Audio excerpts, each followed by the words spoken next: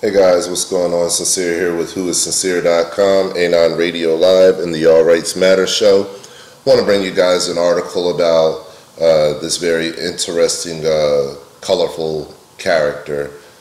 North Korea's Jong Un. He's let's put his face in the screen. There you go. Very colorful person there. And as you know, if you've been following anything that North Korea has been doing for the last decade, very emotional, unstable country.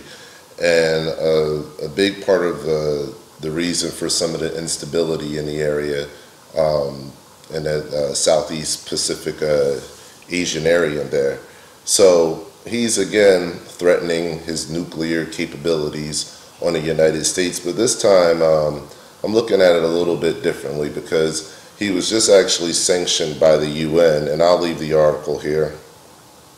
All right, recently sanctioned by the UN because of a reaction to the nuclear test and missile launch in Pyongyang. So they were, testing out long-range missiles and their nuclear capabilities, and the UN put some pretty tough sanctions on them here recently.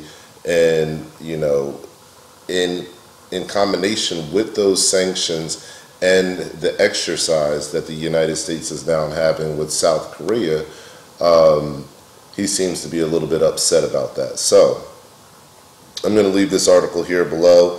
I'm going to read to you the bottom here. It says here, it further warned, we have a military operation plan of our style to liberate South Korea and strike the U.S. mainland, ratified by our dignified Supreme Headquarters.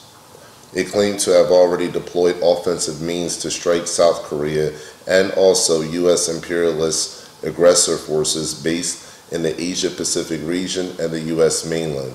Kim Jong also instructed his military to be ready to use its nuclear weapons at any time, claiming that the weapons are needed after the ferocious hostility of new gangster-like sanctions leveled against Pyongyang.